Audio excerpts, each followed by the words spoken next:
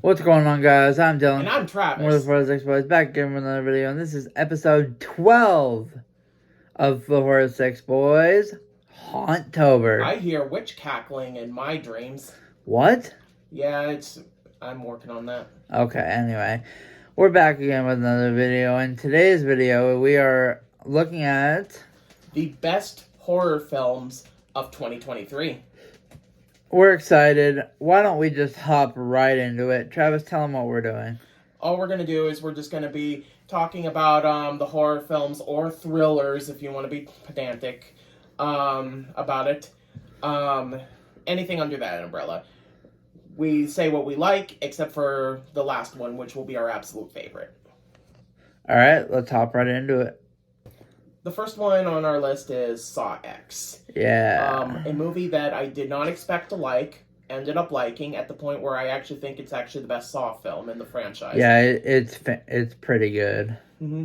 And I like how it humanized John Kramer and made him just someone who wants to help people, but he has kind of a messed up way of doing it. Yeah, it made you really like the guy.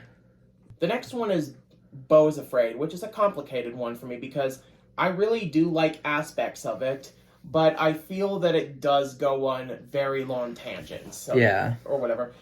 Like, for example, the middle portion where he's, like, in the forest or whatever, seeing the whole, the theater troupe or whatever.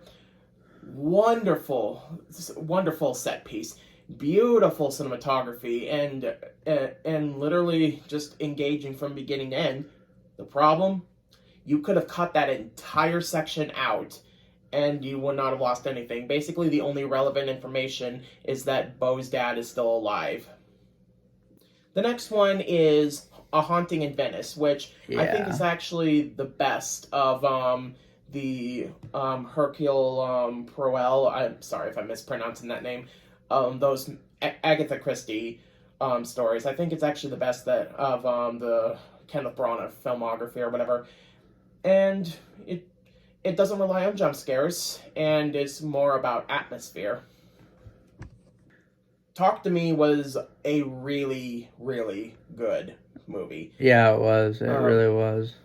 It's not necessarily scary per se, but it's probably the most unsettling movie this year. Yeah. And actually does something new and unique with the whole possession aspect.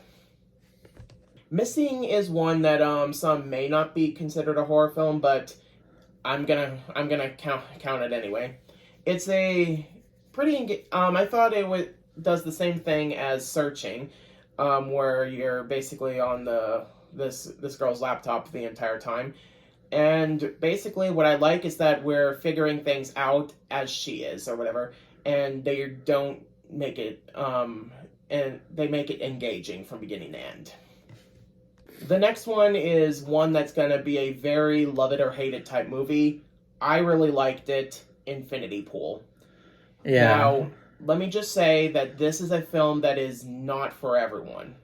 Because even if you can get past the Cronenberg gore of it, since David Cronenberg's son directed this movie, it's an art house type movie, and that's something that may or may not be for everyone, and if you're not looking for it, you probably won't get it. I enjoyed it from beginning to end. Next one is Scream 6. Scream 6, yes. So far, we are in the 6th entry, and the Scream films have basically been the most consistent in quality. Oh, yeah, definitely. Like, I would say, even though I wasn't a fan of 3, there was aspects I liked in 3. Yeah, for sure. And I just enjoy sort of the setup for a potential next movie. Next one is actually the first one of that I saw this year, Megan, which is a movie I expected to not like because it's the first horror film released in January, and those end up being the garbage piles, or dumping ground, I should say. But it actually was a really entertaining movie with a strong, smart message behind it. And it was creepy as shit. Yeah, definitely. Next one up is Cocaine Bear, and this was a very surprising movie that I can say. And I really liked the way it portrayed the bear and basically embraced sort of the ridiculous nature behind it or whatever, and just made just a fun throwback 80s slasher film essentially with a bear. Yeah, and the kids swearing really added a lot of comedy to the movie. Swearing is never not going to be funny. Yeah. No one is ever going to convince me of that. Overall, it was a fun horror / type comedy. It was really funny. The next one is actually another fun one, Renfield. Yes. Nick Cage as a vampire. He basically chewed up every single scene that he was in. My favorite being when Renfield was trying to make up a story on why it took him so long, and just the entire time, it's like he's not buying it, and it just gets funnier and funnier because you know something is going to happen toward that. Yeah.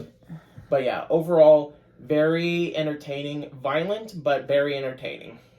This one is our number one. None of those were ranked in order, but this had to be our number one. Travis? Evil Dead Rise. Easily. I would say that unlike the Scream series, which at least had one, maybe two ones that were not quite up to par, Evil Dead is a franchise that even the remake were almost S tier. All of them have been just home run after home run after home run, and Evil Dead Rise was no exception. Yeah. This movie had a lot of good scares. The atmosphere was creepy. The look of the demon was creepy.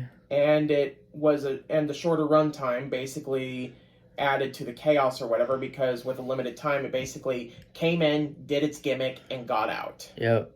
So that was the best horror movies of 2023 according to us.